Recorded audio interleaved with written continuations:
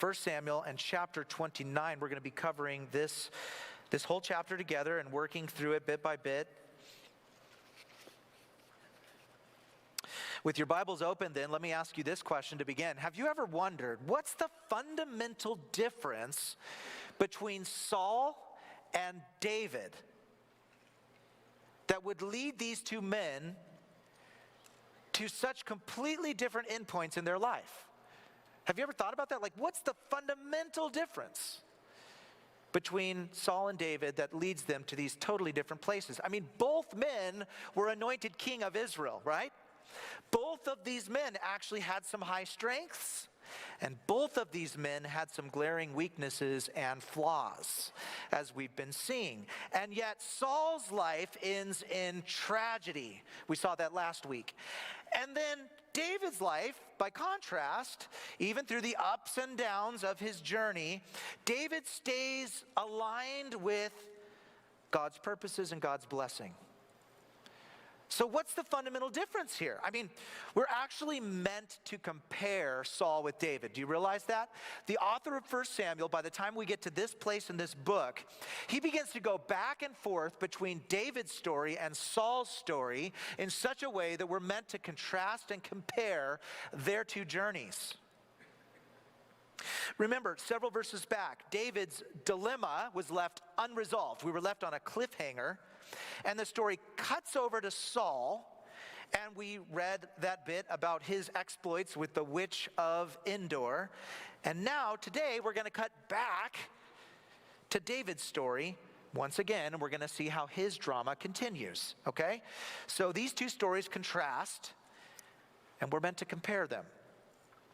So then, what's the fundamental difference between Saul and David that leads them to very different ends? Well, we're not going to answer that question right now. I'm going to leave the answer to that question to the end of the message, just to keep you hanging, okay?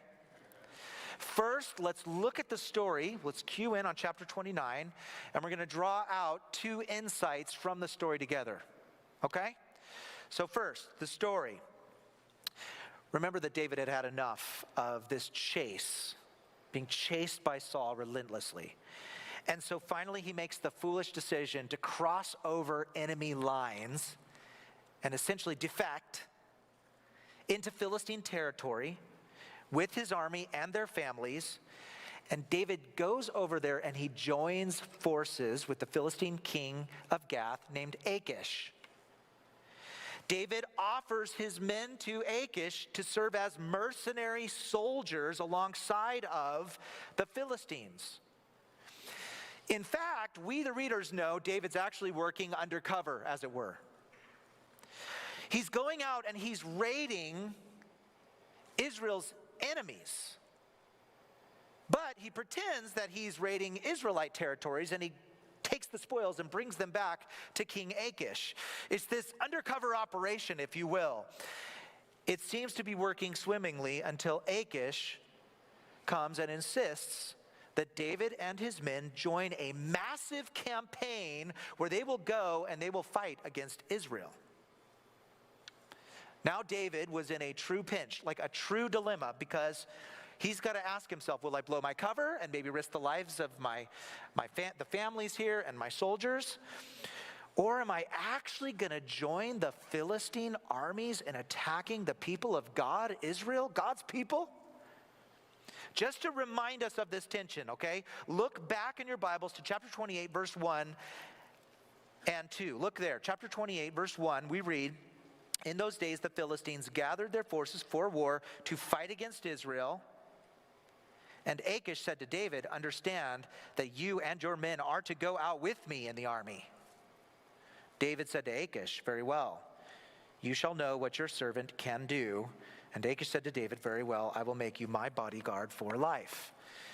Okay, there's the cliffhanger. The story stops right there, and we cut over to Saul. And that was last week's message where we learned about Saul and how he goes to the witch of Endor. David, at that point, had said this nebulous thing, "Okay, Achish, you shall see what your servant can do." And we're wondering as readers, like, what is he going to do? Now in chapter 29, we cut back to David to see how this dilemma gets resolved. Is David going to attack Israel? How's David going to get out of this self-made mess? Is God going to come through for David? Those are the questions. Chapter 29, verse 1. Now the Philistines had gathered all their forces at Aphek, and the Israelites were encamped by the spring that is in Jezreel. As the lords of the Philistines were passing on by hundreds and by thousands, and David and his men were passing on in the rear with Achish, the commanders of the Philistines said, "What are these Hebrews doing here?" And Achish said to the commanders of the Philistines, "Is not this David, the servant of Saul, king of Israel, who has been with me now for days and years, and since he deserted to me, I have found no fault in him to this day?" But the commanders of the Philistines were angry with him, and the commanders of the Philistines said to him, "Send the man back, that he may return to the place to which you have assigned him. He shall not go down with us to battle, lest in the battle he become an adversary to us. For how could this fellow reconcile himself to his Lord? Would it not be with the heads of the men here? Is not this David, of whom they sing to one another in dances? Saul has struck down his thousands, and David his 10,000s. Let's just picture this scene for a moment, okay? The Philistine troops are assembling for battle at this city called Aphek, and they are dispatching their units in groups of 100 and 1,000 to head up north to the battlefield. As these troops are marching forward, at the back of the line comes King Achish with his troops, together with hundreds of mercenary soldiers. That is David and his men who are marching with Achish. Now these Hebrew soldiers, they would have looked different. They would have dressed differently with distinctive clothing, perhaps distinctive weaponry. They would stick out like a sore thumb. And the Philistine commanders notice all of this, and they step in and they confront King Achish. They object. They say, "Achish, who are these foreigners? These Hebrews?" They're like, "These are the very people we're about to go to battle against. What in the world are they doing here with you?" And ironically, King Achish defends David and his men. He says, "Well, this is David, as you know. He's the guy who defected. He came from Saul. He used to be Saul's servant. He's been with me for several months now. He's proved himself. He's faultless." The Philistine commanders reply, "Are you crazy? This is exactly the point, that this is David who used to serve Saul. He's tricking us here. David is trying to get back on Saul's good side. How's he going to do that? By pretending to wage war with us, and then we're going to be in the heat of the battle, and David's going to switch sides, and he's going to fight against us. And he's going to take off a bunch of our heads and bring them as trophies and just pile them up in front of Saul, and he's going to be back in Saul's good graces." That's what David's doing here, Achish. Don't you see? I mean, don't you remember the little ditty everybody's singing these days? Saul killed his thousands and David his 10,000s. The 10,000 that David killed, that's us. That's the Philistines. And these commanders make a great point. Like any Philistine commander worth their salt would completely be skeptical of David and his troops at this point. And Achish, you'll notice, he caves to the pressure and he decides to send David home. He's going to send David home. And so verse 6, "Then Achish called David and said to him, 'As the Lord lives, you have been honest. And to me it seems right that you should march out and in with me in the campaign, for I have found nothing wrong in you from the day of your coming to me to this day. Nevertheless, the lords do not approve of you. So go back now, go peaceably, that you may not displease the lords of the Philistines.' And David said to Achish, 'But what have I done? What have you found in your servant from the day I entered your service until now, that I may not go and fight against the enemies of my lord the king?' And Achish answered David and said, 'I know that you are as blameless in my sight as an angel of God. Nevertheless, the commanders of the Philistines have said, he shall not go up with us to battle. Now then, rise early in the morning with the servants of your Lord who came with you, and start early in the morning and depart as soon as you have light.' So David set out with his men early in the morning to return to the land of the Philistines, but the Philistines went up to Jezreel. Notice a few things here. Achish thinks David is honest as an angel, when David has been lying through his teeth to Achish the whole time, and he continues to lie to him even right here. Notice also, David should be relieved when Achish sends him home. After all, David has just avoided this dilemma where he was going to have to go fight against his own people, Israel. David should be absolutely breathing a sigh of relief. Oh, the Philistine commanders don't want me to go fight? Great, he should be saying. He should be taking the exit door. But instead, David protests. Did you notice that? He protests there in verse 8. Look again at it. David says to Achish, "But what have I done? What have you found in your servant from the day that I entered your service until now, that I may not go and fight against the enemies of my lord the king?" David seems disappointed that he can't get into this battle against the Israelites. What's going on here? Notice David's words are very ambiguous. Who is my lord the king that David will fight for? And who are the enemies that he will fight against? Achish hears David saying he will fight for Achish against the enemies, that is the Israelites. Perhaps this is a little clue, however, that what David actually means is that he will fight for his lord the king Saul against the Philistines in battle. See, many commentators believe, based on David's reaction there in verse 8, that David actually was planning to betray the Philistines in the heat of the battle. David actually was planning to attack them from behind. David actually was trying to win the victory for Israel. David actually was trying to take some Philistine heads and pile them up before Saul. The Philistine commanders were apparently correct in their suspicions of David. But if that is true, then notice also David's sneaky plan here is foiled. His plan is stopped by the Philistine commanders and by Achish, who make him go home. His plan is foiled. But, friends, do you realize that David barely avoided calamity right here? He barely avoided calamity. You say, how so? We know from the next couple of chapters that the Philistines will fight against Israel in this battle, and they will decisively win the battle. In fact, the Philistines will win so decisively that they will kill King Saul in this battle together with all of his sons. And so it would be logical to conclude that if David had been in the thick of this battle, even if he was trying to switch sides, he would have almost certainly been killed along with many of his men. David was spared here a losing battle. God preserved him right in the middle of all of his folly. Furthermore, as we'll see next week, David at this point returns to Ziklag, which is his home base, and he returns there only to find that the city had been burned to the ground and the women and children had been carried off by the Amalekite raiders. And David gets there and arrives just in the nick of time to realize what's happened, to chase down the Amalekites, to rout them and rescue all the families. And we read in the text, he gets every single family member back, safe and intact. If David had stayed with the Philistines even one day longer, maybe if he had stayed with them 1 hour longer, then the families of his troops would almost certainly have been captured and carried off forever.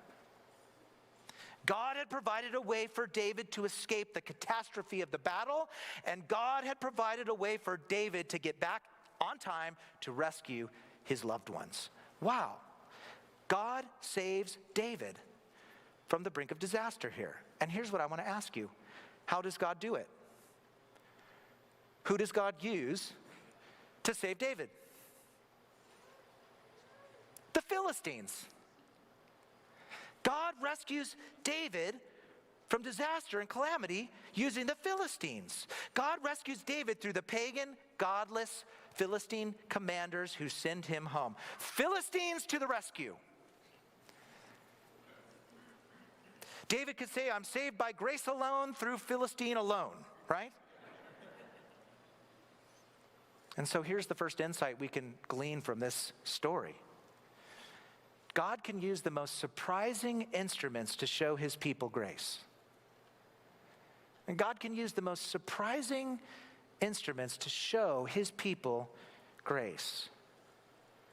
God used these pagan Philistines here to save and show grace to David.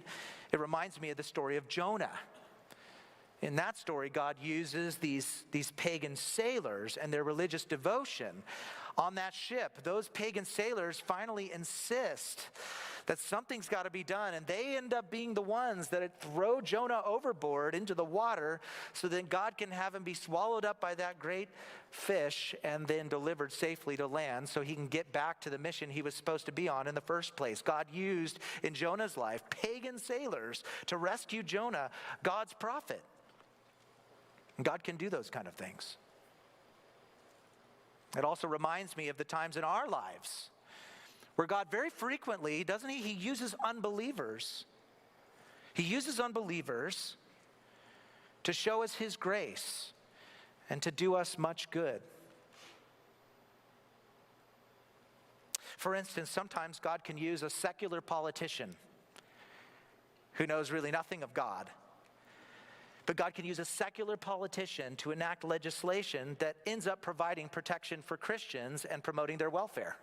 Like, God can do that kind of thing, right? Or maybe God uses a neighbor in your life, a neighbor who belittles your faith. Really, I mean, when you talk over the fence, they kind of mock you a little bit for being a Christian. And yet that very same neighbor is the very person who watches after your house while you're gone and looks after your kids as they play in the street. And God can use that person to love you and to bless you and even to minister his grace to you. Or I think for many of us, we can think of teachers or professors in our lives who were far from God, knew nothing really of the Bible or the gospel, and yet they taught their subject well, and you sat under their teaching and you learned a lot about God's world through that teacher or that professor, even though they didn't even realize they were teaching you about God's world. And yet God used them as a surprising instrument to give you his grace, to teach you in that way. See, God can use surprising instruments to accomplish his good and gracious purposes in our lives, if only we have eyes to see it. Did you hear the story of the poor Christian woman who lived next door to an atheist? She mentions to the man that she's praying fervently that God would provide her with daily bread. She's very poor after all. And so she prays and she prays that God would provide. Now the atheist decides that he's going to prove to her that God is a myth and that her prayers are futile. And so he goes to the store and he buys 2 big loaves of freshly baked bread. And he puts them on the woman's doorstep. And he rings the bell, runs away and hides around the corner. The woman comes out, she scoops up the bread, and she says, God has answered my prayers. The atheist pops out and declares, see, this wasn't God answering your prayers. It was just me. I bought the bread. The woman replies, oh, yes, it was the Lord who answered my prayer, even though he used the devil to do it. Right? God can use the most surprising instruments to show his people grace. He used pagan sailors to get Jonah where he needed to be. He used godless Philistine commanders to turn David back from disaster. And God can use surprising servants to bless you as well. Even people who frustrate you and oppose you and ridicule you and try your patience, even those people are being used by God to make you more like Christ. Are you thankful for the people that God has put into your life, no matter how frustrating they are to you? Have you considered how God is working through them for your good, to show you grace? Take a moment to think about the most frustrating people in your life right now. Do you have any Philistines in your workplace, in your neighborhood, in your family, maybe? How is God using those very people to provide for you and to show you his grace, just like he did for David in this story. Maybe today is the day to give thanks for those people. Looking at chapter 29 as a whole, we can see so clearly, can't we, that God intervened in David's plans. Like David had his sneaky plan, okay? He had it all figured out, right? And God interrupted those plans and intervened. David was even frustrated at the time. Like David couldn't understand what God was doing. David argues with Achish. Why won't you let me fight, he says. And yet, we know God was preserving David from disaster in that battle, and God was allowing David to get back home just in the nick of time to go and rescue his loved ones. This leads to a second insight from the story, I believe. Number 2, when God interrupts his people's plans, he's leading them somewhere good. When God interrupts his people's plans, he's leading them somewhere good. And we have to trust he's leading us somewhere good. David's plans were interrupted, but God was leading him somewhere good. Has that ever happened to you? Have your plans ever been just interrupted by God and you didn't understand why? But at the end of the day, in hindsight, you can see he led you somewhere good. Maybe you were applying for med school and you're one of those people that applied several times and had to go through the pain of getting those rejection letters over and over again. And you said, God, why? But then as a result of that experience, maybe he redirected you to be a science teacher. And now as a teacher, like you're impacting hundreds of students. And now you can see why. You see it as a beautiful interruption and detour that God sent you on as a measure of his grace. Maybe you're a young couple who tried so hard to have a baby, but God kept closing the door. And because he closed that door, you became open to the idea of adoption. And now you hold your little adopted son or daughter in your arms, and you can't even imagine it otherwise. And that beautiful gift from God would not be yours were it not for the interruption in your prior plans. I think we've all heard the line, I'm sure, when God closes a door, he opens a window. I think that statement is true. As long as we know that sometimes the window he opens can be a bit puzzling. Sometimes he closes a door, he opens a window, but the window involves pain and trials and suffering, but we need to trust it is a good window, right? If God closes a door and opens a window, that's a good window if God has opened it. And oftentimes when God interrupts our plans, it can be frustrating and confusing. But we can be confident as believers that he is leading us somewhere good. And I mean good on God's definition of good, the kind of good that will form us into the image of Christ. God will lead us somewhere good as he defines it. And he is also keeping us from harm. Sometimes those interruptions keep us from harm. If God hadn't interrupted David's plans here, great harm would have resulted. This wasn't a lucky break for David. No, this was God's protection of David. Likewise with us, brothers and sisters, God's intervention in our lives, his redirections in our lives, his interruptions in our lives are always right on time, aren't they? They're always perfectly timed in the economy of God. Commentator Richard Phillips says it this way. He says, it will be interesting when we view our own lives from the perspective of heaven to discover how many of the Lord's interventions we will have to thank him for. Interventions that frustrate us now, but are actually saving us from our folly and our unbelief. Isn't that a great quote? I mean, think about that from the perspective of eternity. We'll look back and how many times in your life and mine has God intervened to change our course? And in the moment, we didn't understand. We're so frustrated, like David in the story. We're so frustrated by it. But as we look back from the perspective of heaven, we'll say, that's what God was doing.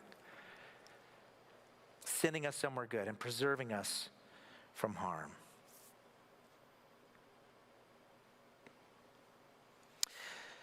Let me ask you, brothers and sisters, are you interruptible when it comes to God? Are you interruptible? When God intervenes and closes doors or frustrates your plans, are you willing to look up and notice his providential leading in your life. Proverbs 16 verse 9 famously says, "The heart of man plans his way, but the Lord establishes his steps." So here's the rule of thumb. Make your plans, be prayerful and proactive, but also be ready for God's interruptions and redirections. We have to trust that he's good, don't we? He's providentially taking care of us, just as he did here with David. He saves David in the most surprising way from the brink of disaster, and he does that sort of thing with you and me too, as his children. Well, then, we're back to our opening question. All right, the story of David, as we've seen, surrounds the story of Saul. So you got David, and then this Saul thing in the middle, and then David again. And so as we look at that, we know we're meant to compare these two men. And we're asking ourselves, like, what's the fundamental difference that sends them on these pathways that could not be more different?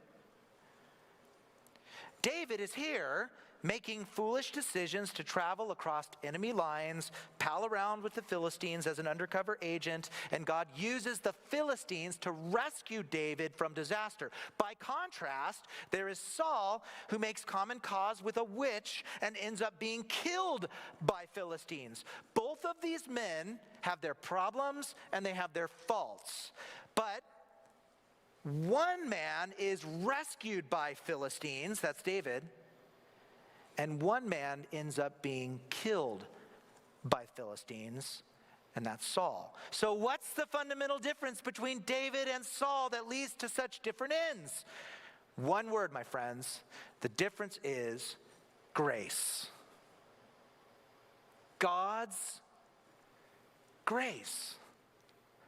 That's the difference. See, David has so clearly stepped into a saving relationship with God by faith.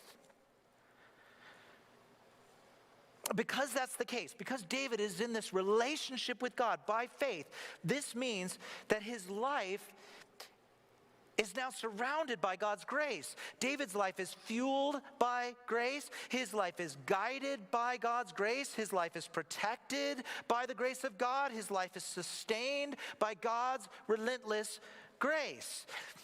He's a God of grace, and he pours it out on David, and we see that in this book of 1 Samuel.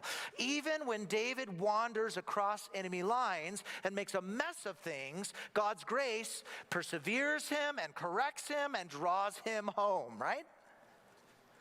Saul, on the other hand, has been resisting the grace of God from the beginning. Saul's patterns of regular disobedience suggest that Saul never had come into a personal relationship with God by faith. He didn't have that relationship. Therefore, his heart just gets harder and harder, and he's hardened in his sin and his rebellion until he meets his tragic end.